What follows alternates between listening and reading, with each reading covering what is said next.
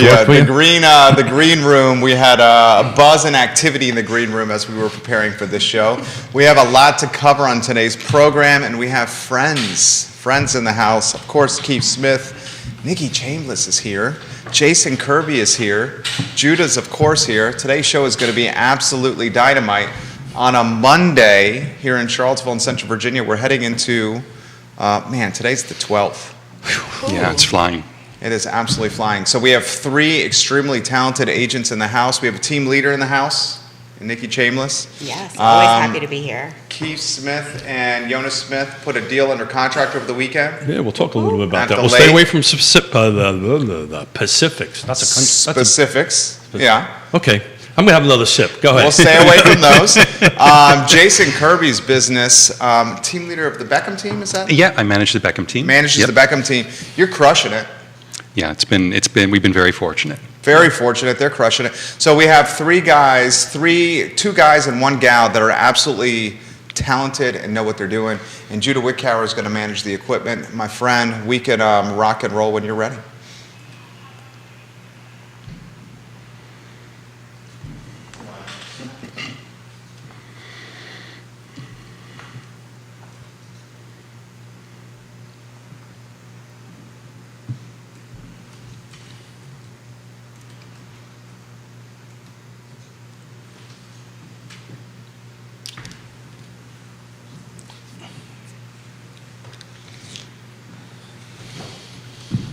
Good Monday morning, guys. My name is Jerry Miller, and welcome to Real Talk with Keith Smith. Thank you kindly for joining us. The show is presented by the fabulous team at Keller Williams Alliance, a brand you can count on in Central Virginia. Keller Williams Alliance. Today's show airs and originates in downtown Charlottesville, Virginia, but our audience is Charlottesville-wide, Albemarle County-wide, Central Virginia-wide, Commonwealth, country, and worldwide. And you, the viewer and listener, are able to shape the discussion of this show by offering your thoughts in the comment section. Today's show, I think, is going to be absolutely dynamite. Not only do we have the distinguished gentleman, Keith Smith, but we have our friends, Nikki Chambliss and Jason Kirby in the house. Three very seasoned and experienced agents, one a team leader. And I think this program is just a perfect opportunity for you guys to ask questions and learn about a market that has been dubbed the shift market. Jeez, who dubbed that? In the industry. Judah Wickower, if we can go to the studio camera and welcome our panel, my friends, as the questions are already coming in. First, good morning to everybody. How are you guys? Morning, everybody. Morning. Good morning. I'm great. I'm a year older now. Oh, happy birthday! Year older. Yesterday. Really? Yes. I didn't know that. I wish you happy birthday, Thank didn't you. I? You did. You're good. Okay, good. And Yona texted me or messaged me. You're set. Oh, I feel terrible. Happy birthday. Oh, no, that's fine. Please don't feel bad. It's a great Monday. What'd you do? So I hung out with my kids for the most part. Cool. I had cake for breakfast. Nice. Chocolate cheesecake, to be specific, in case anyone ever wants to give me cake. Did you get to play any music? Oh, no, I didn't. No. Because I know that's important to you. Oh my gosh, but I have so many. We've got like 3 gigs coming up, 3 weekends in a row in October, which is great. So we just keep adding more and more bookings. So on top of being an awesome mom, an awesome human, and running a team at Keller Williams, you also play music. So talk a little bit about that. Oh my gosh, I know only a little bit it. about it. But Well, so I grew up doing music. Like from the time I was old enough to try to sing, my dad had a microphone in front of my face. So so like those of you who hear me talk about being introverted and all that are often shocked when I'm like, oh yeah, I like being on stage. But that's a whole different thing. So yeah, I love music, I love writing, I love playing. With this band, I do a little bit on the keys. Grew up playing piano, the required instrument learning, and I loved it. That's Bless awesome. my piano teacher's heart. Truly. So 31? Yeah, 21. You're my favorite person. Happy You're just a 31st. liar. I've burned the whole 21-year-old. Come on. I want to do this. Would you want to be 21 again? No. Yeah.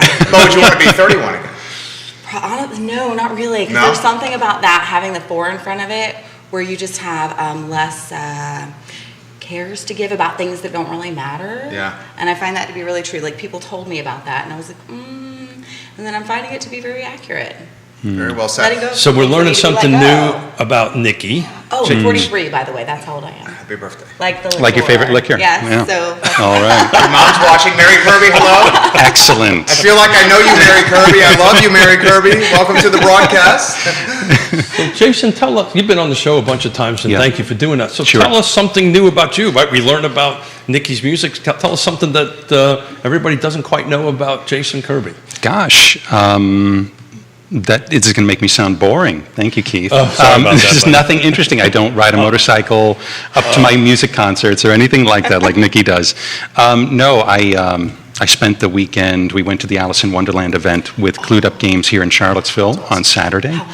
It was great. It was great. It was like if you like Pokemon Go and you know Alice in Wonderland, it's wonderful. Imagine like Pokemon Go but with puzzles and clues, and we got to walk around areas of the downtown that we haven't really spent before. You drive past these buildings, but to actually look at them and be up close was a neat experience. And we had kiddos and family there, and it was a really good time. You have to watch, though, handing off a phone to a child with some sort of navigation game with crosswalks is not a good combination. So my apologies to everyone driving downtown over the weekend. It won't happen again. We just learned that you're super smart, is what we just. Dude is so smart. So, guys, where do you want to start? We got. We're now September 12th. We are a hop, skip, and a jump away from Q4. yes, we are. I mean, we're a hop, skip, and a jump away from the holiday season. Where do you guys want to begin? Keith, how about you? Yeah, so I just wanted to chime in a little bit. We've kind of been talking about this hyper local market. We started it on. What's today, Monday? We started it on Friday on this conversation. It's a term that I learned when we were up in last week up in D.C. from Lawrence Yun of the chief economist for NAR. It's a new terminology.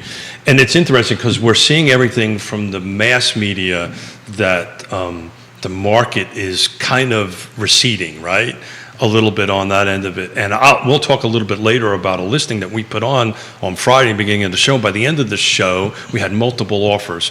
But are you guys in a hyper-local market? Are we seeing things that are happening similar in the macro market, right? Does that question make any sense, Nikki? Yeah, it does. Yeah. I mean, do you want to start with that one, or?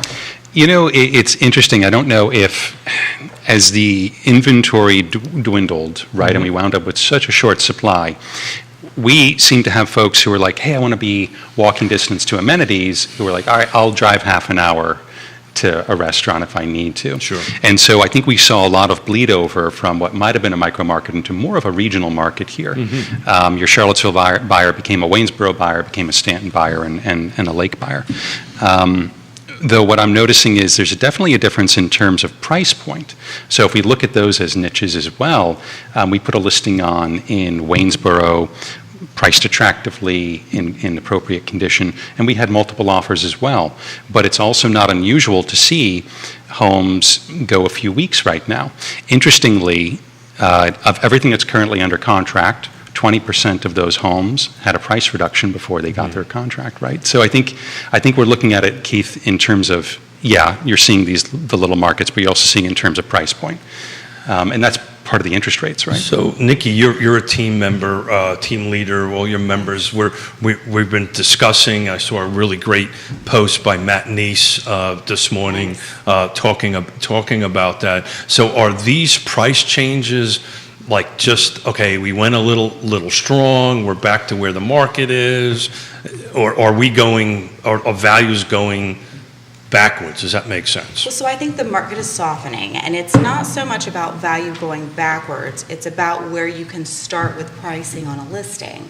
And part of this is agents needing to learn how to, or improve their game, or shift the conversations they're having with sellers, which is challenging to do. It's simple, and that does not mean it's easy, right? So an agent can do all that they can and want and say all the right things, and a seller still say, nope, list it here. And when an agent's saying, hey, the market value of your home is this, and we should price it here to be strategic in our methods, which is what we should always do as real estate professionals, is be strategic about how we're doing things. The seller can still say, yeah, that's great, thanks, but no thanks. And I do think there is some of that happening, and I think that is shifting. I think that the sellers are starting to realize oh, I really should listen to what I'm being recommended to do. Because Yeah. when you price it higher than would be recommended, and I'm not saying by any particular person, I'm saying by what the market recommends Sure. and shows, then what's going to happen is you're going to end up getting less for that house than you could have had you started with the right strategic pricing. Multiple Yeah. folks are asking what's softening a market mean. Well, Who wants to take that? What we've been seeing is that when we think it's relative to what was going on in the spring. Yes. So even though when I say that what's currently under contract, 1 in 5 of those homes had a price reduction, it's important to also note on the other side of that coin, we're still at 100% list to sold. So what is selling for the price it was listed at, even if it was right before they received their offer. And these reductions are not, in many cases, large reductions. So I think on an anecdotal level, my buyers, compared to 6 months ago, are definitely less anxious, less eager, and are a little more strategic. And my sellers are a little more anxious and a little more eager, but because they're sitting on so much equity, we're not in like a panic zone at all. No. And I think even if we looked at these reductions, I don't think they're a retreat in sales prices. It's a retreat in where they thought sales prices were going to go. And that's a different animal. Well So said. a softening market is just not as intense. So But it's It's still a not. great market. Like, we're getting, not the crazy barrage of showings where Yeah. you can't actually even see a house and you have to decide whether or not to make an offer. And all of Yeah. the crazy multiple offers with outrageous terms for any market that's not right now, right? That hasn't been the last 2.5 years.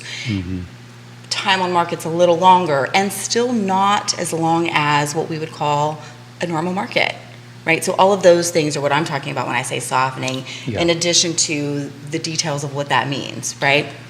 So tag Matt Neese, if you wouldn't mind. I will. I'll do it right I'm now. going to actually quote him off of his Facebook because this is kind of relevant to what we're talking about. This is Matt Neese speaking. We are seeing price reductions across the board because unrealistic sellers and inexperienced agents, in quotations, myself included, are still trying to sell it in inflated hypermarket. So that's what, in my definition, softening means. We're getting back to it. To your point, Yeah. Jason, I just took a look at what sold in the last 7 days, right?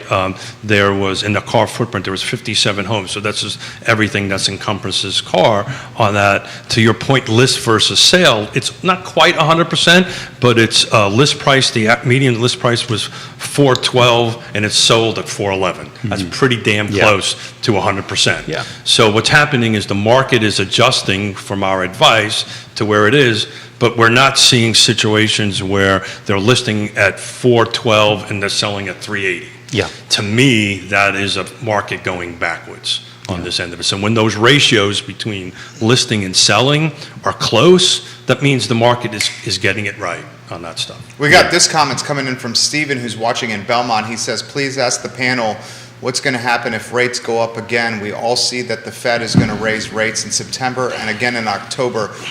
Please ask the panel this. I will caveat by saying there's not a direct correlation with what Powell is doing with raising rates and how it impacts mortgage rates, although there is an indirect correlation, and I think we all expect rates to go up. Quentin Beckham, welcome to the program. So why don't we throw this question to you guys anywhere you want to go. I think the expectations is you're going to see rates go up over the next 3 to 6 months.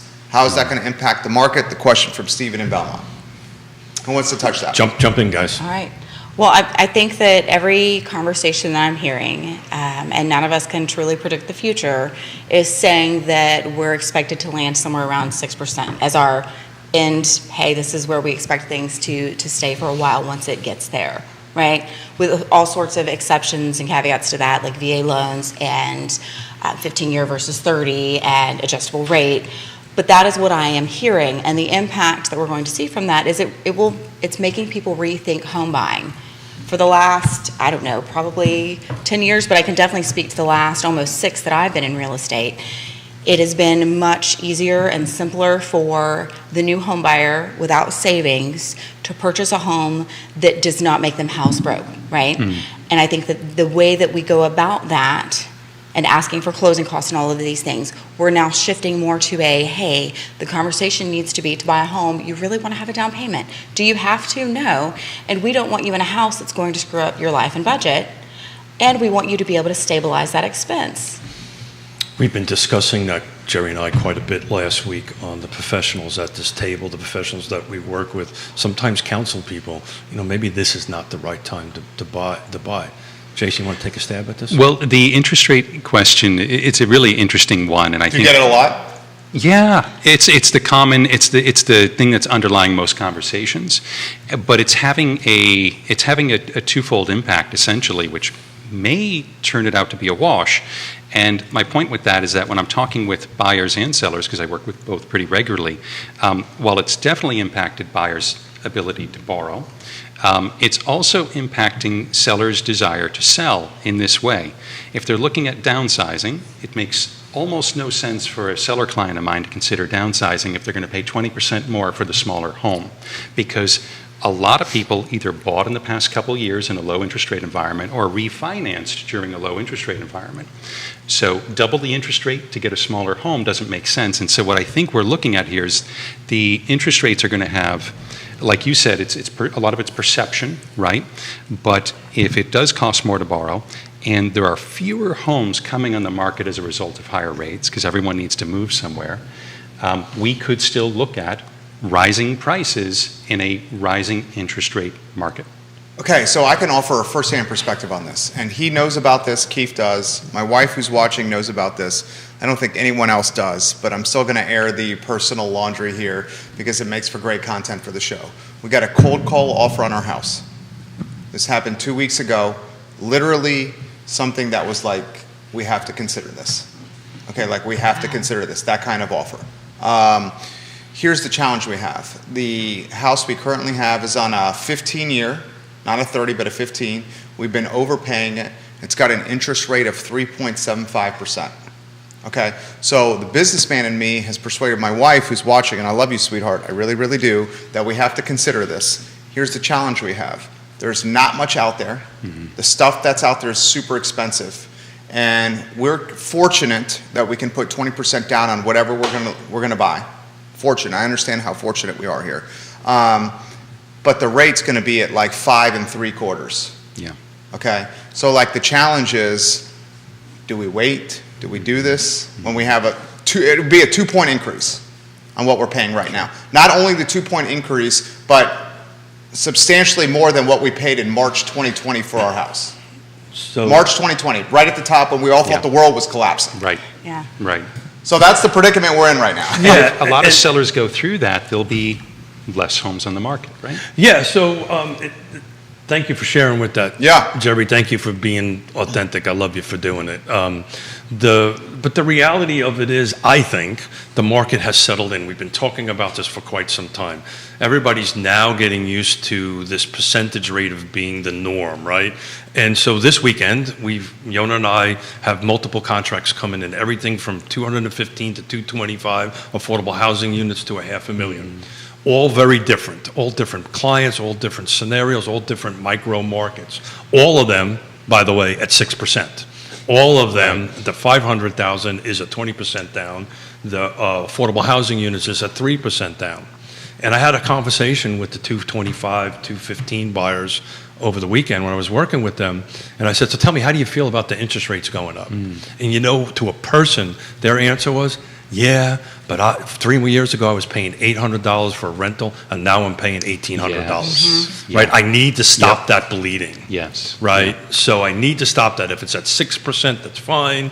Right? On Wednesday, we're going to bring in some mortgage experts to talk about interest rates. But if it drops down a couple of points, I'll refinance. But right now, the conversation at that price point this weekend was, I need to stop the bleeding. On the higher end, very interesting profile. We had multiple offers, about 5 offers. Buyer profile was all exactly the same. Sold their home, renting, had a pot full of cash, putting 20% down, financing the balance of it. Waived home inspections, back to the that whole insanity that we were a little while ago. So what I mean by micro markets, each street, each section is very different. Yeah. It was a very Oh, yeah. enlightening weekend on this. That's awesome. Yeah. What do you think about that, Jason? No, I think it's true to form, absolutely. Yeah, we often, as a result of the Great Recession, look at real estate as a national market. It really isn't, except for two exceptions, the Great Depression and the Great Recession. It's always been a local, regional market. So we call it the time of great unpleasantness, by the way. That's the required term du jour on the Yes, on my the show. experiences William- doing that were incredibly unpleasant. Mr. Williamson has coined it, and I've been tasked with two things: one, get his name right, right, and secondly, make sure I call it. He's the that. president of the Free Enterprise Forum, Neil Williamson, is who we're referencing right now. So let me throw this to you guys. What do we think is going to happen come Q4? Halloween, Thanksgiving, Christmas. Great question. Got a lot of holidays here. The weather changes. Is that going to slow, impact, or expedite the market in any way? Based on what I'm seeing with the emotions of the clients I'm working with and the agents I'm talking to, I think it is likely to do that. Our quiet period during the summer, I think, was an indication of a return to normal, that seasonality. So I think we're going to experience a full bump in activity like you've been seeing over the weekend, and then possibly a quietening in the winter. Though I think expecting a spring market to start late winter is a good idea. So You think so? I think so. I think Yeah. with sellers that I'm talking with, we're looking at the time frame for for selling. We're looking at if you can't make it out on the market by close to Thanksgiving, let's think hard January. about what we're planning. Yeah, exactly. And some of them, I would love for them to be the first ones out of the gate in the late winter. I have to agree 100% with you, Jason. I don't think there's a spring market any longer. I really don't. I think spring happens in January as far as housing goes. Yes. Now, unless we have, God forbid, another repeat of the time of great unpleasantness. Yes. But all indicators are showing that we're probably not going there, except for some of this crazy loan stuff that I'm a little nervous about. But that being said, I think you're going to see that. Nikki, with your team members, are you seeing like the tempo and the excitement picking up a little bit amongst buyers and sellers? So I do feel like as a whole, what I'm seeing is that whole back to normal flow of real estate seasonality, right? So we did as a whole experience things slowing down a little. And there are always exceptions to that because there are always buyers looking to buy and sellers looking to sell who it does not matter what the season is, it's still in their best interest to continue looking, right? Kind of like I expect during this holiday season, there will still be buyers looking. And you should count on the fact that those buyers are really serious and ready to buy. Oh, yeah. Because we are going back to more of a normal, I think people are tired of the craziness of it, whether you're a seller or buyer. The insanity that has been the market for the last 2 years, it's wearing on everyone. Yeah, And fatigue. truly, buyer, seller, realtor, all of the fatigue is there. Lender, probably home inspector and appraiser. I think we're all ready to go more back to that normal seasonality just for the sake of everyone's mental health. It's interesting you should say that. At the car event for the economic forecast, I was talking to a bunch of agents, and you can feel the, hey, I'm ready for it to get back to normal. You know, we all did well. Let's face it. Let's call it what it is. We all did well, but, you know, we were all a little bit on edge. So it was funny. Yona and I were talking about it this morning on the way in. It's just I had working with a couple of agents, and agents that would never snap were starting to be a little not themselves. Yes, Yeah. most Yeah, I've definitely. noticed that a lot. And I think it just happens so quickly. Sure. Yeah. So I know we got some questions on the feed, or We do. If you Awesome. want to jump into that, or Yeah, absolutely. So this is for Jason Kirby specifically. When you're meeting with a client and they have unreasonable expectations when it comes to price, how do you manage those expectations and how do you come to common ground? Because the last thing you want is a price point that's out of the gates that's way too high. I'm seeing a lot of that on Zillow, and I'm intelligent enough to see that these price points are not where they should be. How do you help the client understand where the price point should be? And that right there is from Grayson. Grayson, I love when you Great watch question. and listen to the show. That's a great question, Grace. And I think it comes down to really what was in your question, helping them understand. Oftentimes, I've noticed agents will get into a very contrarian position with their client, and it becomes a debate about a particular thing. And you never want to be debating with a client. What you really want to be doing is trying to get the best information you can from the market, and then figuring out, what does this mean for your home? So, for example, and this means going beyond the headlines. Let me give you a headline number, and this is, so let's look at Albemarle County. I'm working with a client in Albemarle County.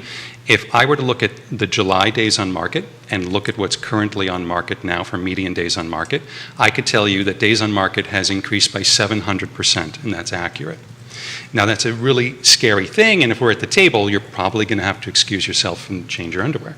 But if I actually use real numbers and say the difference is it was 8 days on market in July, which is crazy, and now it's 56 days on market, that's something a little more concrete and we can plan around. So it's good numbers, how to interpret those, and then working with your client to understand. And you're both trying to achieve the same thing, and I think that's lost oftentimes. I think you handled that pretty darn well. I think you handled it really well. I happen to You're have so good at this. I happen to have a book in front of me written by Gary Keller called Shift, and I actually opened it up to pricing ahead of the market, right? Right. Yes. And, Right. and that is the skill that we bring to the table. That we need to price ahead of the market. We need to understand. We break out our crystal balls and our wands, and we have Sure. fun and do all Yeah. this stuff. But the reality of it is, we need to try to stay ahead of that, and then. I tell folks all the time, we're not in the sales business, we're in the education business, right? Yeah. We're trying to educate Right. our client to go ahead and go and do that. And I'm so glad you did that, because, until we start hitting 50, 60 days on market, it is a seller's market, period. completely. End of story. We all buy it's a seller's market? Are we all in agreement there? I believe it is a yeah. seller's market, Yeah. absolutely. By almost Absolutely. any measure, it's a seller's market. Okay. So I'm going Okay. to be the odd man out on that. That's the reason I like the term hyper-local market, because it may not be a seller's market in some, Certainly not in Nelson County. not Nelson County right now, because Yeah. they're 50% upside down, right? Yeah. It may not be in Buckingham. And by upside down, he means year over year, the inventory sales are down 50% year over year. That's what he means. He doesn't mean the values of the home are upside That's down. it. Thank you very much. Yeah. Thank you. Thank So you. Nelson That was County- a poor choice of words. Inventory is down 50%, sales inventory year over year. Our pal Kerry Griggs, watching the program. Hey, Kerry. One of the few Hey. people in Charlottesville, Virginia that have equivalent energy to me, Kerry Griggs. He's a great He says, what a great panel you have here. Panel, Nikki, if you could go first, where do you see the market going in the next 18 to 24 months? Oh gosh. Oh man. Okay, so truly, I try to stay a little closer than 2 want it? years out, because no, I don't. Yeah, there's a lot of pressure with that. No, There's I a lot don't of want pressure it. with that. Okay, I'll take it back. You wear it better than I do anyway. Oh, really? Yeah, you need a crown with that. Thank you so for having fun. I do think that it'll be easier to tell that whole 18 to 24 months as we get through the next 6, right? Truly, I kind of take these things in 6 safe months. answer. No, but I take these in 6-month chunks, right? Yes. My expectation is that over the next 6 months to 12, that we'll land somewhere with that whole 6% rate that we talked about earlier. And we're still going to be short inventory, and there is no world that exists in which builders can catch us up. And as far as local markets go, we have a built-in stability of economy when it comes to our home sales. We have people who are in and out with UVA, with NGIC, with the contracting companies, with some of our larger local, oh gosh, I can't even think of names right now, but our tech bubble area, we have quite a few other industries that have been growing up over the last 5 to 10 years that create transition of people in and out of jobs, usually growing from where they had been to the next level, and then sometimes leaving Charlottesville, growing to that next level, going to DC often, depending on the industry. And it just builds in this whole ability to have that need, that desire. People will need homes no matter what, right? As opposed to an area like Orlando, when COVID first hit, we still had buyers and sellers, and ours shot up immediately. My brother, who was trying to sell his house in Orlando, though, it was like a ghost town there. Their entire economy was just tanked. Well, that's that back to my micro Yes. market. So when I'm looking, though, at 18 to 24 months, I don't expect that too much will change. I am very, very curious to see what happens with our interest rate, because that does matter. And I'm very curious to see what happens in the next 18 to 24 months, is trying to implement things that will take 10 and 15 and 20 years to help out with our affordable housing and with building so that we have more places for people to live, so that our inventory is not so tight. Yeah, And I I'm will say sorry. that car GMN that we were in, it was really great seeing some Yeah. of those plans. I wish I could remember his name right off, and I don't see my Well, car email yet. all those were rentals. Not all of them, though. Well, except for North Point, which is The- quite a substantial Yeah. way off. Jason, I'd love you to tackle it. I'm going to jump in on my opinion. Sure. I think, and Carrie and I talk about this quite a bit too sometimes, and I usually will tell clients that my crystal ball is broken. I've got 3 here if you want Right. one. There's a lot of pressure on those balls. What I think. Leave it alone, Keith. Thank Leave you. it alone. I need a moment now. That sounds like a Keith Smith comment. Leave it alone, Keith. Okay, I'll leave it alone. If we Yes, see dear. interest rates continue to increase and it has that trickle-down effect into the mortgage rates, then yes, it's going to impact buying power. What we're also going to see, though, is a greater constriction on the housing supply. So I still think it is, if I were to guess and bet some money, we're looking at rates of appreciation going into the future that are just way more modest than we're used to in the past. And if you were to look at inflation, it might even be less than inflation. So if you were to look at it in real terms, maybe you're not making forward progress on holding an investment like that. But that's what I think I see. What concerns me the most isn't so much, well, what concerns me the most is I think the estimate is we're looking at 5.1 million transactions this year in the United States. The last time there were 5.1 million transactions in the United States, we had 1/3 the number of agents that we have right now. Yeah. So agent to agent with Gary, that's my greatest concern. Yeah, that's a topic Good take for a right there. different show and different conversation about where we as an industry are going to settle who's in the industry. I think you're going to see some seismic shifts, some O shifts going on that. Couple quick things on that.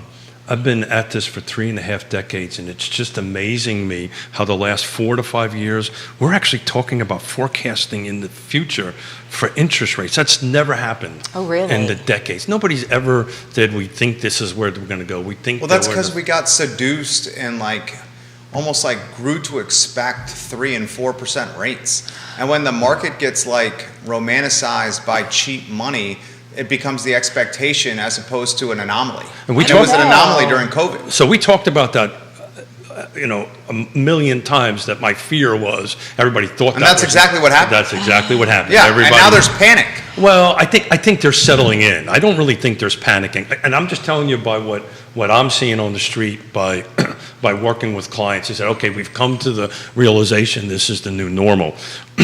You want to jump in real quick, but then I'll you're finish talking up? about over 10, 20, 15, at least years is what you're referring to.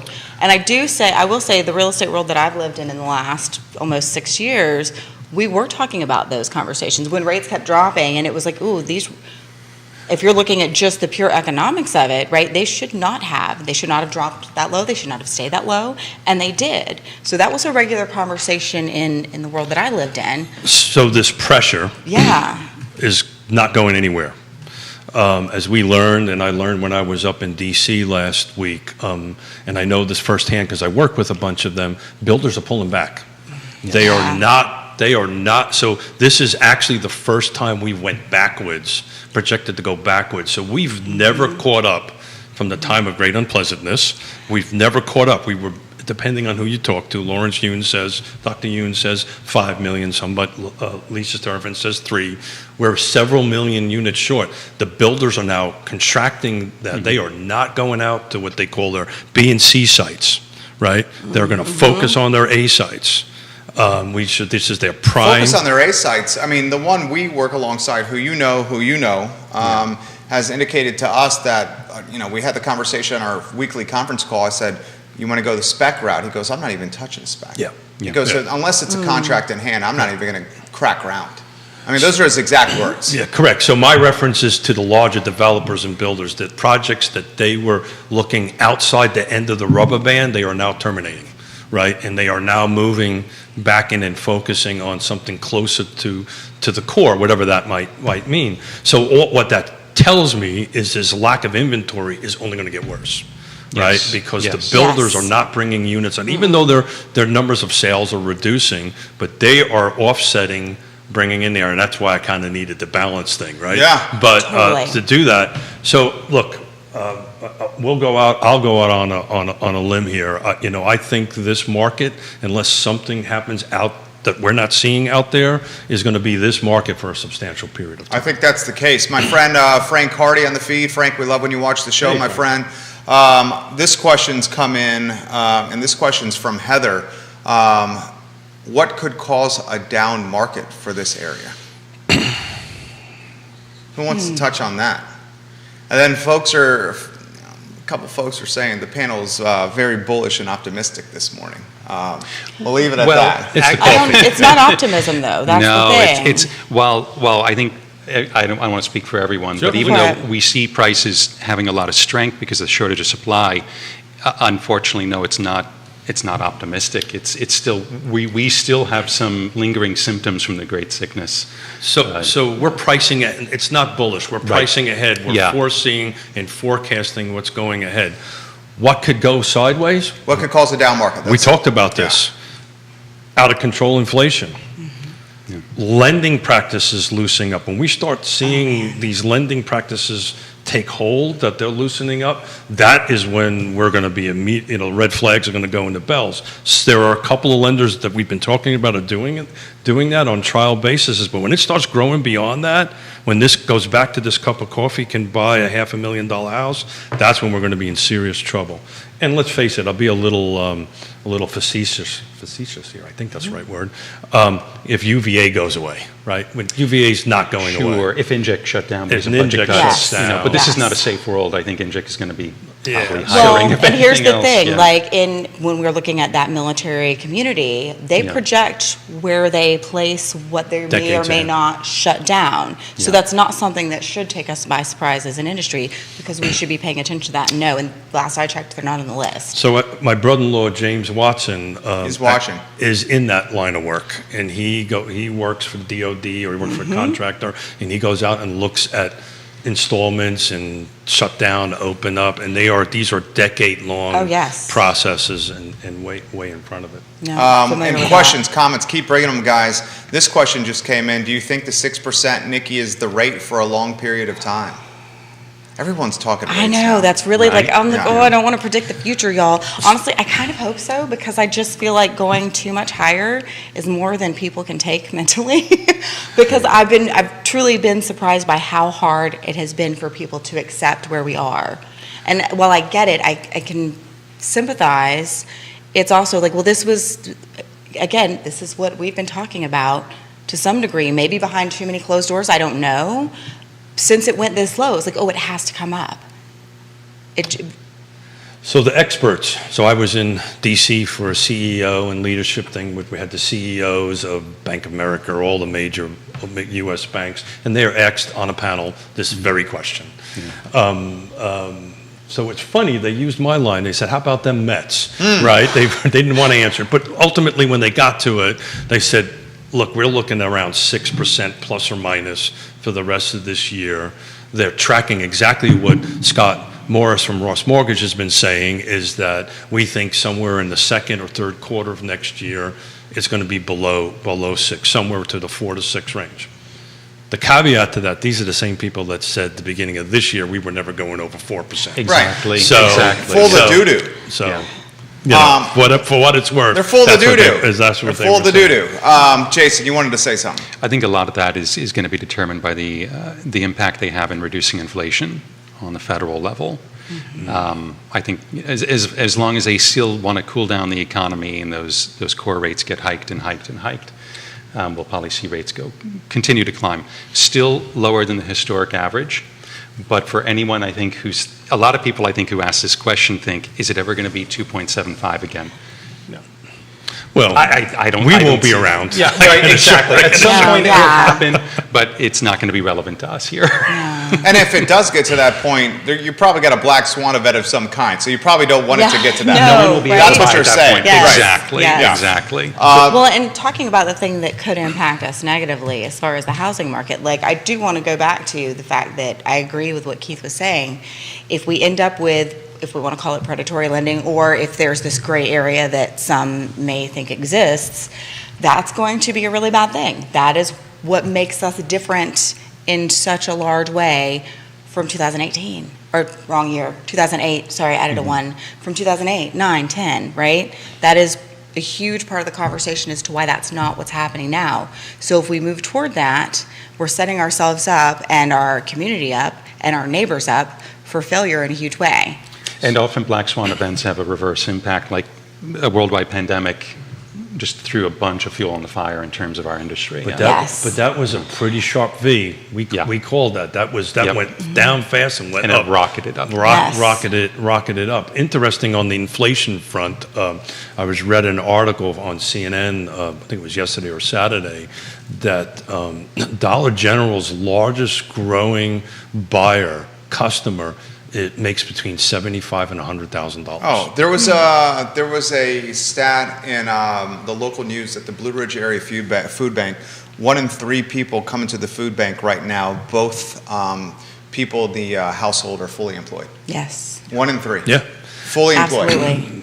Think about that. I ran out of I milk do. this weekend because I needed milk for my coffee because I'm not a real man. I put milk in my coffee, okay, Nikki? I won't judge you harshly. I put milk publicly in my anyway. coffee, all right? I don't put sugar. Does that help me out a little It bit? does, There it you go. does. So there was no milk at Food Lion at Lake Oh, Monticello yeah. on a Sunday morning at 7 o'clock. Yep. What do you make of that? I Supply chain? drank black coffee, which was not good. What happened? I just figured you didn't drink coffee, Keith. I drank black coffee. Spencer says this for the panel. How are the investors responding to this? The house flippers and the folks looking to make a buck on rents? That's a good question. Who wants to touch on that? So I track the sales, and I go back and look. It's impossible to tell, but I'm not seeing a lot of LLCs buying right now. Yeah. That's not an official statistic or anything like that. It just seems that way. We're not getting any phone calls. Hey, I'm ready to buy a flip. Right, I think the prices are at such a point and the cost of money is so expensive that I think that's kind of timed out a little bit. But Yeah. from my market, that's what I'm seeing. And I think those who have engaged in flips, so long as their plan B was sound and they knew they could rent it profitably, there's a lot of money to be made in rentals right now. So the flip and rent is probably going to be more of a thing that occurs, but I'm just not seeing it as much. And I'm also not seeing anyone buy homes for kids attending university right now either. Oh, that's Yeah. good. Well, points. that's because Yeah. what is there to buy that's reasonably priced, right? And so I ran before the show. I ran some quick numbers on Lake Monticello because we talked about this on Friday. I love the panel's opinion on it. We are in a housing recession as far as volume goes, right? Yes. We're Yeah. number of units being so, but are we in a housing recession as far as value goes, what they're selling for? Just some quick numbers. I went back to 2018. 2018, Lake Monticello only, right? Single family detaches, no attached products there anyway. There was 209 units sold in 18, 31 days. Median sales price was $215. In 19, 292, 30 days on market. Median sales price was 222. 20, 226 was sold, 20 days on market. This is year to date, guys. 231. 21, 256, 5 days on market, 267. This year, we've gone down to 196 units sold, 5 days on market, 315. So we jumped in 1 year from 261 to 315. The rest of the years were kind of nice, simple 6%, 3% year over year when you start looking at the numbers. 18, 19, 20, 21 was a big jump. That was 231 to 267. But in 18 and 19, this was this normal 6, 7, 5%. So no one sees drops in values here at this table? There was Paul's here. I don't- Perceived yeah. maybe because of the price reductions, but I don't think Right. there's true drop in value happening, right? Exactly. I think that's a drop in projection. Okay. Right, I think Yes. that's what I've been seeing. But like Keith says, there are going to be little markets where they're really marching to the beat of a different drum. And So we'll price probably see that more reduction, and more. let's make sure we get clarity here. Yeah. Price reductions is not a reduction in sales price. Exactly. Yeah, not Right? at all. Exactly. Yeah. So price reduction is I went in. keep Okay, it- let me throw a scenario to you. Sales prices to sales prices is what? Here's the scenario. Let's call it from June 2020 to what? March of 2022. Okay, we have what is that? 19 months? It was bananas out there. Yes. Absolutely bananas. Homes were selling for crazy values. There was appraisal gap, cash being brought to the table, multiple offers. It was Complementary bananas. seller possession. You coined that. You coined that. Quentin's watching over here, Jason. Complimentary seller possession. He branded that phrase. I love that about you, Jason Kerr. So it was bananas out there. Yes, Now it's not bananas. right. Okay? So if two homes side by side, one sold during the bananas period of time for X amount of dollars, and the home right next to it is selling right now for X amount of dollars minus 10%, 15%, will that not eventually cause the home that sold during the crazy period to drop in value? So I'm going to answer this and jump in on this. Yeah. Because this house that we went under contract this weekend was right next to a home that we sold a year and a half ago. Okay, It's almost identical homes. Okay. 50 grand higher. And I won't, it's. what was the price point? It was a $500,000. 400. It was high fours, low fives at Lake Monticello. Okay. Side by side, same exact period. There was differences, right? Each home's Sure. a little bit differently, but in the same market. And How can the home I next to literally it, ran the numbers to prove that. how can the home next to it in Charlottesville and Albemarle County, let's talk Charlottesville and Albemarle County here. If the home next to it is selling at a price point that's less than the home right next door, isn't that not a comp? It is a comp, but it all comes down to the duration at which we look at these. So if you were to ask me, are prices retreating a little bit from March? I personally think so. Don't necessarily have hardcore numbers to justify that, but it's just how I feel, definitely. But if we were to look year over year, the story of this year was written in January through March, January through April, and I don't think the retreat back over the past 60 days is going to balance that out. So instead of, we were looking at 20% year over year, right? And if we retreat, say 3 to 5%, then we're still looking at a pretty amazing year for 2022 for appreciation. So you're saying you've seen side-by-side homes, same exact homes in the city of Charlottesville sell. I'm just talking, just take my neighborhood. Got it. Where I'm at right now. The homes that we're selling in March, we're selling at crazy numbers. Those exact houses, same lot size, same year, same style, same everything, are going through price reductions on the MLS So the now. last Monday of this month, we're going to have Jeff Gaffney, Yeah. and we're going to literally. And it's not just Glenmore. And It's we're gonna- other neighborhoods. Look at the city of Charlottesville. So that goes I feel back. this too. Yeah. But that goes back. Look at Rugby Road. But that goes back to my micro market. Yeah, you're talking about micro markets. Micro market. It's literally going to be different from neighborhood to neighborhood, street to street. Look at Redfields. Look at Yeah, Whittington. but Look you're at Oak Hill Farm. But you're looking at large projects, areas where you're going to have one. These are neighborhoods. I understand that. From one street to another, it could be that much different. Is it the right features, the right conditions? Do I have to put money in it? Don't I have to put money in it? The proof's in the pudding. We're going to have this debate about a year from now and figure out who was right and who was wrong on that end of it. But I think when you start looking at micro markets, that's when the pros show up, right? That's when the professionals show up and help a client through that. I'm just giving you a real world side by side, Lake Monticello. It happened this weekend. Look at Old Trail. Yeah. Well, I can't because I don't have the data in front of me. So. Yeah. But I think there's also a difference between looking at quarter to quarter versus week to week, month to month. So it depends on Right. what you're talking about. Yeah, if we're talking year over year, and if we're looking at the percentages of growth and we're viewing a softening, not as a decline. Also, we're talking about that lower price point that used to exist continues to rise regardless of the interest rates rising. So that has Yes. that is continuing to rise. So if we're looking at averages or medians even, I think we're still going to see those numbers increase while also experiencing exactly what you're talking about on that micro level. So next Wednesday, Woody Fincham's going to be sitting in that seat with us, Nikki, and I'm actually going to reach out to Woody and say, this is a guy that knows this stuff intimately. Yeah. What are you seeing? What are you projecting? So that's a question for an expert on next Wednesday. What do you think, Jason Kirby? Nice. A lot of the conversations I have with sellers right now, they lead with, I know I'm not going to get what I would have gotten in April, but what can we get? So they do recognize that. They're still getting a hell of a lot more than they would have gotten last year. Keith? Yeah, I think the proof's going to be in the pudding, right? It's going to see how we're going to shake it out. What I don't want this conversation to go to the point that people are afraid to list and afraid to buy, right? That's what the national media is putting out there. That's what Matt Neese was commenting on, right? When you look at this thing in a big macro perspective, it gets scary. That 700% number, Yeah. right? It scares the hell out of people. Yeah. Well, what does it really mean? Well, what it means is you're going from, single digits to double digits. Right. You're not going to 60 days or 90 days on market, or you're not reducing price value tremendously. Right, and oftentimes you'll see like, the headlines might be like, rates of appreciation have dropped 80%. Well, that's the reduction in the rate of increase. That's a completely made-up number, but there's an example of a rising price, just not rising as fast.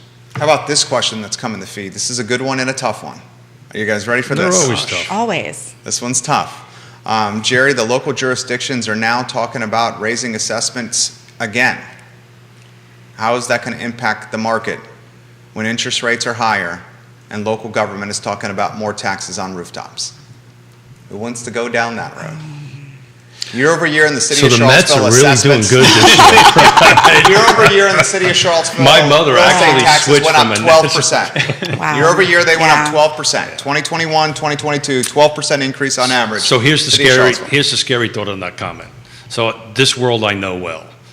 This conversation about rate increase never really happens until like 1 or 2 months before it has to be done, which is in May and April at the end of the first quarter. They usually start that conversation. The fact that most jurisdictions are having this conversation right now, they're projecting less income Yeah. in their budgets. Right, and that's the conversations they're having. So what are your thoughts on that, Keith Smith?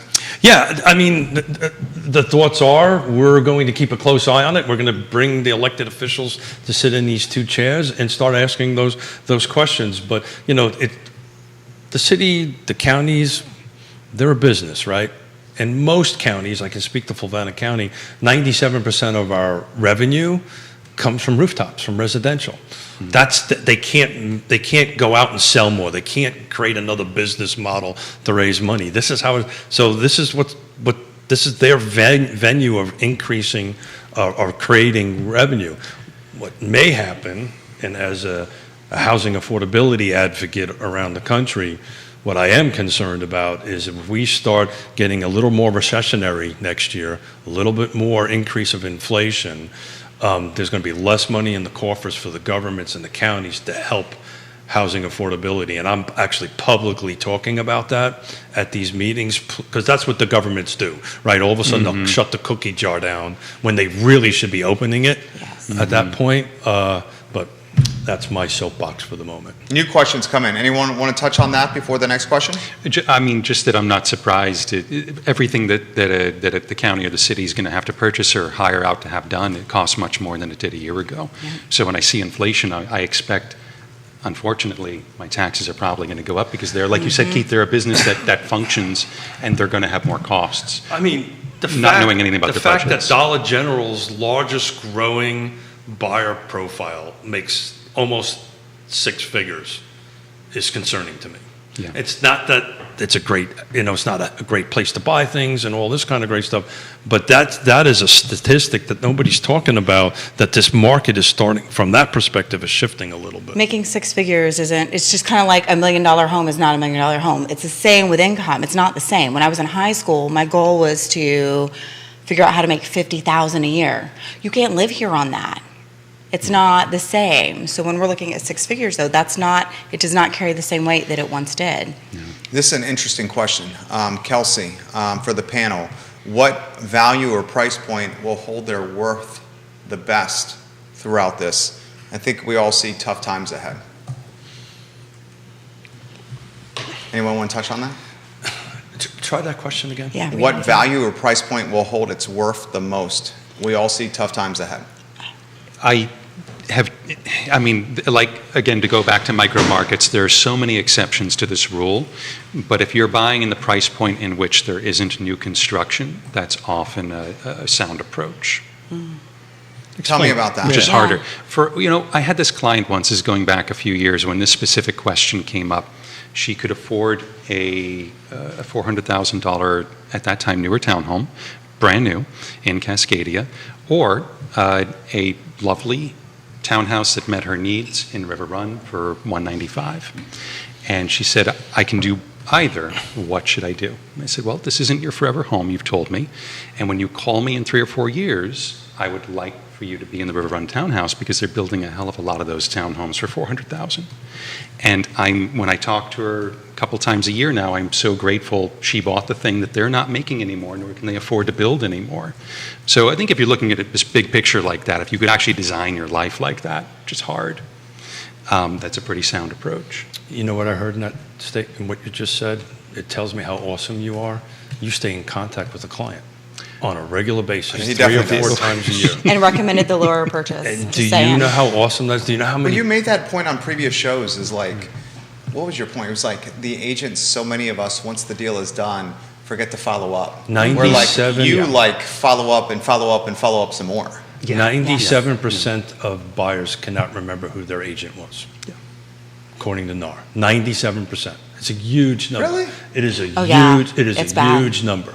It's 97, maybe 95, but it's in the 90s for sure. Do not remember who their agent is because their agent doesn't stay in contact with them. And thank you for doing that because that's something we all teach and mentor. Yeah. Is stay in contact. So you made a sale, you made a transaction, and you've been staying in contact. You say 3 or 4 times a year. Oh, yeah, and I've helped family and friends and whatnot, Yeah. but really, I think also I'm lucky. I have great clients that are easy to want to be in contact with, so Well, it's nice. Matt Neese, welcome to the program. Hey, Matt.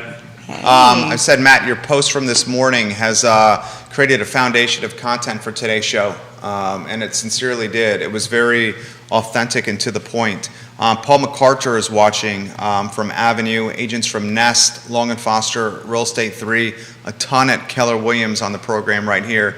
Paul is, in a sarcastic way, also very concerned about increasing property taxes, property tax rates and assessments. And what that's going to do to the market as well. That's the conversation being had now. Yeah, so it's also going to get worse because there's no more new developments, new construction. That's happening, why. right? So the Yeah, volume yeah. of units to go against, and I was at a 9/11 service yesterday evening at the Lake Monticello Fire Department and had all the Board of Supervisors from Fluvanna County, and the bottom line is I don't see any new residential developments happening in Fluvanna County for an extended period of time because they just don't want any more in their county for whatever reason, right, wrong, or indifferent. Sure. As a resident of Fluvanna County, I know their budget's going up because it will go up. It always goes up. And they're not changing this 96, 97, 95%, depending on how you talk to, from my rooftop. So guess what? I'm going up. Yeah, yeah. It's Nikki, going what do up. you think? Well, I think one of the things that came up at the Economic Summit last Thursday, was the way it was said, I disagree with, but I think the intent behind it, it was saying that buyers are gravitating more toward attached housing. Well, and it's not that I disagree with what was said, I think I disagree with what was left out. And that is because that is what they can afford. And we live in areas where often attached housing is discouraged by our zoning regulations. So there are options to help open up more housing for people.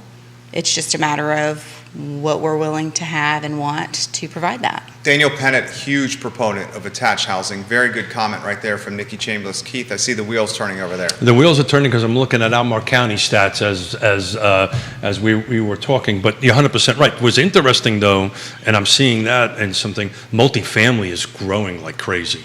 And one who's, as far as new construction goes, and one who's been around the block a little bit on this, that's usually the first thing that starts going, right? When the housing market is about ready to go back, backwards. The indicator is commercial stops and multifamily stops, and it stops big time and fast. And once that happens, generally single-family detached and attached, so townhomes and single-family on the new construction starts creeping in. And historically, at least for the last 3.5 decades, it always starts west and it works its way east. Remember the time of great unpleasantness? All this started in California, Seattle, the West Coast, and worked its way to the East Coast. So I'm tracking multifamily a lot, and I'm tracking commercial starts, and I'm also talking to a bunch of civil engineers that I work with, and they have, unless they pull the project from them, 3 to 4 years of civil work just on the books, with no new clients coming in. Megan has this comment for Jason and Nikki specifically. Jerry, we have Keith's take on the Bank of America and city lending programs. Can you ask Nikki and Jason their take on these programs? Would you like to go first? Not really. Remember, how about them Mets? The viewers and listeners are quite smart. I don't know specific details of the program. I've read a few headlines. I read a slew of comments, which does not make me an expert. However, there are a couple of concerns I have regarding any program like that, and not just to pick on a company like Bank of America, because we should pick on Wells Fargo if we're going to pick on Bank of America too. I would agree with I'm that. concerned when I remember 06, 07, 08, as the market was becoming saturated and truly a lot of scraping was going on by practitioners in the industry, it seemed as if subprime lending came for those most vulnerable toward the end of the cycle. And this left a lot of people without a chair when the music stopped. And there were many folks buying homes who could not afford a roof repair or an HVAC replacement or, gosh, so much stuff. And so I do become concerned. I think the intention of the program seems incredibly noble, but when I look at what little details I did, I became very concerned and wondered if it could be something that would easily backfire on the people that they are trying to help. I also was wondering, from just a rather skeptical point of view, is this more just for statement of intent to attract attention rather than anyone really truly being able to qualify for the program they're laying out? Nicely done. So I don't disagree with any of that at all. Starting with, I don't know the details well enough. This has been a conversation that has been happening kind of around, and I've been dipping into, and I have not taken the time to really look up the specifics. I do think that where we should start all of these conversations with is, if you're looking to buy a house, go to a mortgage broker, please. Go to a place that is what they do 24/7, all day long, every day. And I'm not sure if I should call it companies or not, but personally I bank with USAA and maybe Federal. And if I'm getting a loan for a home, a mortgage, I'm going to go to one of our local lenders all day, every day. Yeah. And I have lists of great lenders. Cannot use them all. And I have a list day after day of people who are worth spending time with, who are worth connecting with and learning from, so that you have the best product possible, right? And if you're doing that, then none of that matters. None of this conversation matters at all. And if you are looking at things that are tempting, I do feel very, very concerned that the people that they are trying to help, and I'm going to just come at this from the assumption that they are truly trying to help people, I think it's putting them possibly at risk.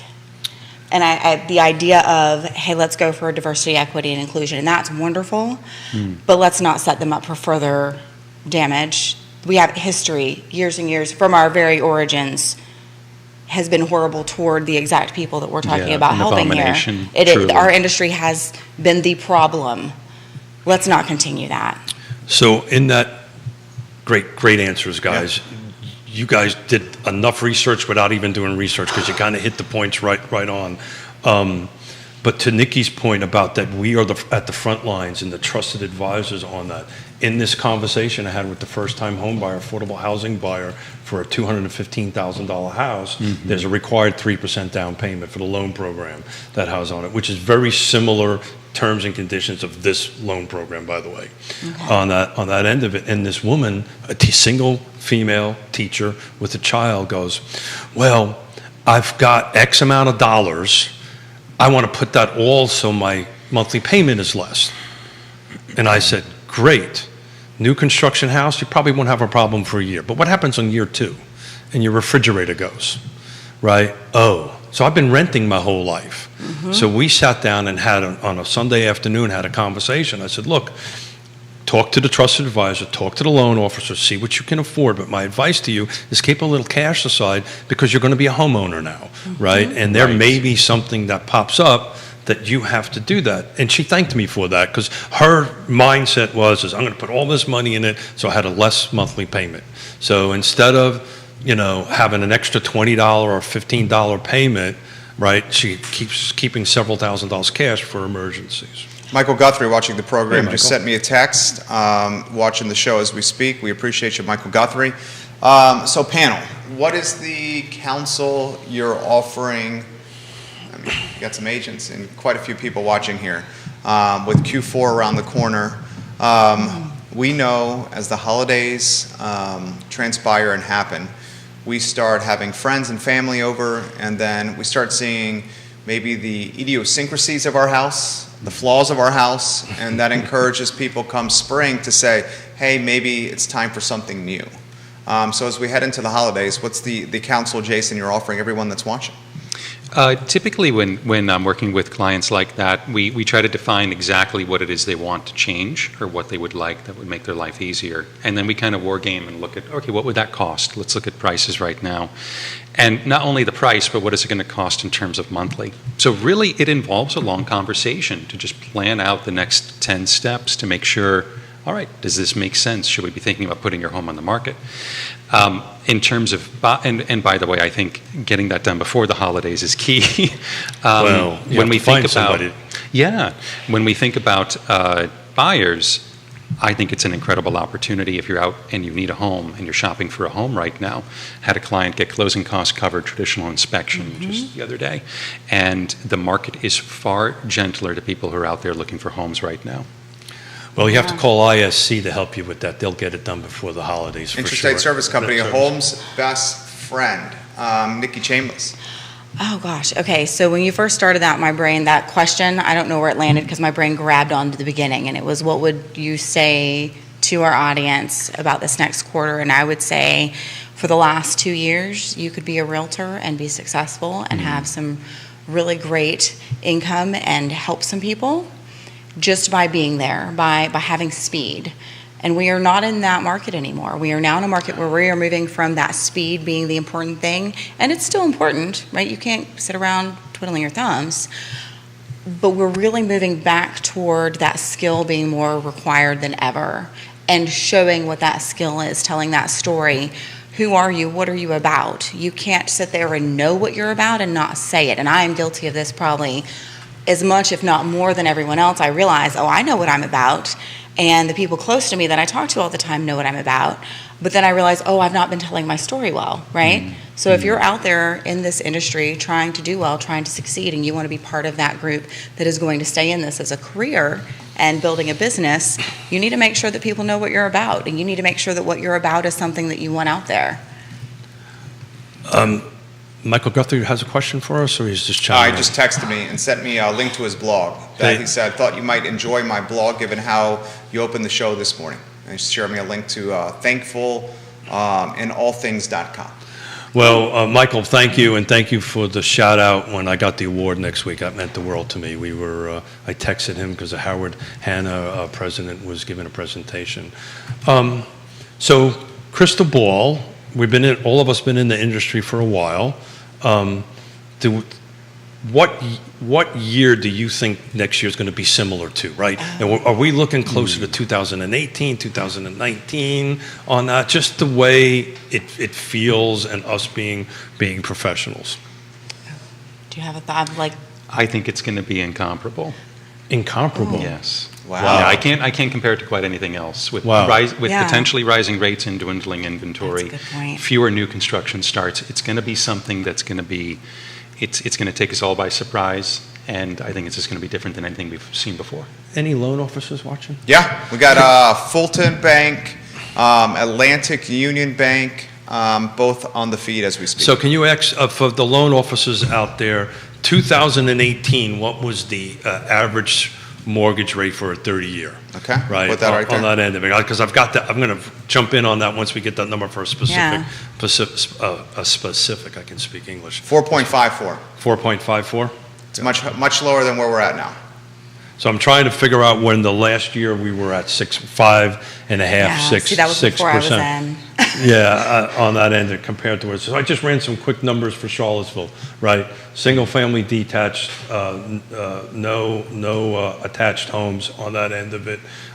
In 2018, 323 units were sold, 6 days on market, 359. Last year, year-to-date, these are year-to-date numbers, was 317, 5 days on market, 485. So in 1, 2, 3, 4, 5, we jumped up from 359 to 485 in value. We're pretty darn close to the number of units. Not 323 versus 317, and the days on market is pretty much the same. Daniel says the last time mortgage rates were at over 6 on average for the year was 2008. 2008. So I'm going to look what sold in 2008. 2008 was a tricky period of time over Yes. there. Let's see. We'll Let's- leave And it it was at that. such a different market. This question's come in. I don't, do we want to Don't mention that year, I know, please. Jesus God, please. We're not diving I'm into good that with year, it. I'm having y'all. fun. No. So this question has come up for Jason specifically. Are home inspection negotiations and contingencies back to being a reality? And the follow-up is, how many sellers are covering closing costs at this period of time, and will this continue? So I think what we're seeing is when closing cost coverage is a thing that would benefit a buyer, is we're still talking about giving the seller list price in many cases. We're not in the kind of place where we're going with list price and getting our credit. We're going over list and getting that credit in those cases. So the seller is feeling made whole, assuming the home is priced correctly. And when it comes to inspections, I have had multiple transactions lately where it was a simple pass-fail inspection. There was one where there were no inspections, but sellers seem way more open to having a traditional inspection if they're not getting another offer in the door. So if you're the only one that showed up to the dance, you can kind of call the tune within reason. And if there are other people that are there too, that's when you start talking about reverting back to what we were seeing in April, May, June. Keith, you want to touch that?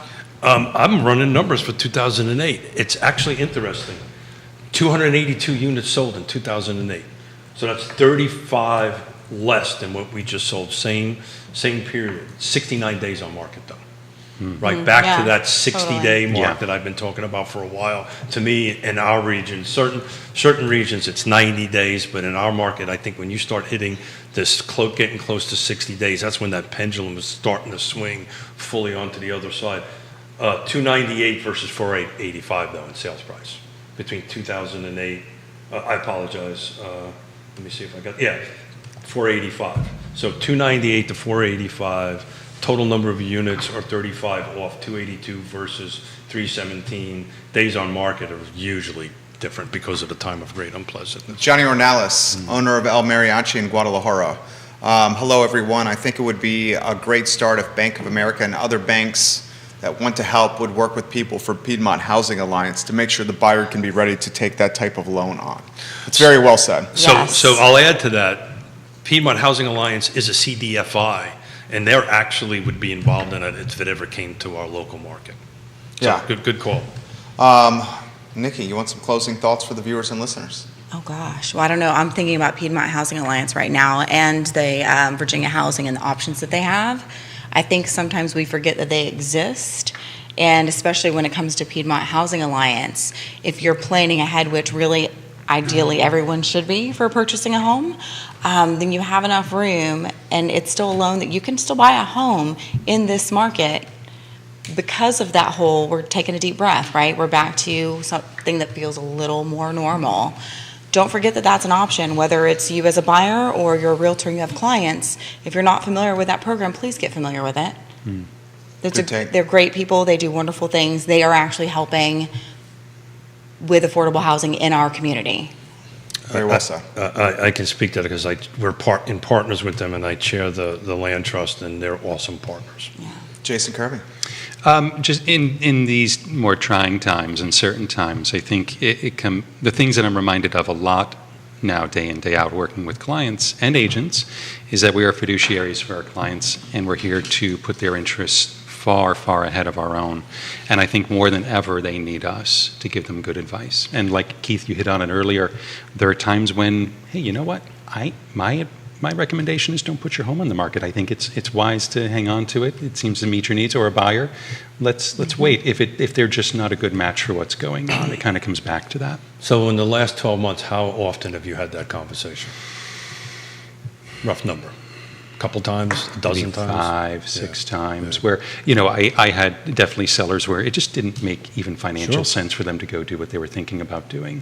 And we do that because we want to make a customer for life, Yes, yeah, relationships for life. yeah. Keith Smith. Yeah, it always amazes me when we get roundtables like this, and I love it. One of my famous sayings: "If you think you're the smartest person in the room, get a new room." Yes. So I am amongst very smart people, so I'm being learned. So thank you much for educating Smith here, and I can't wait to do it again. 4 current or former CAR presidents, 7 firms watching the show in some capacity, and viewers and listeners that are extremely sophisticated. These folks are the best of the best. Jason Kirby of the Beckham team. Nikki Chambliss is a team leader at Keller Williams Alliance. Keith Smith, one of the principals at Yes Realty Partners. Honest is a common denominator with this panel right here. Honest and hardworking. The show is presented by Keller Williams Alliance. Judah Wickhauer is our director. The I Love Seville show is up in 58 minutes, and it should be red hot. Thank you kindly for joining us on Real Talk. We'll see you guys very shortly. Take care. Thanks, guys. Awesome. nicely Thank done. you. You guys are excellent. We should do this panel again. Seriously. Yes.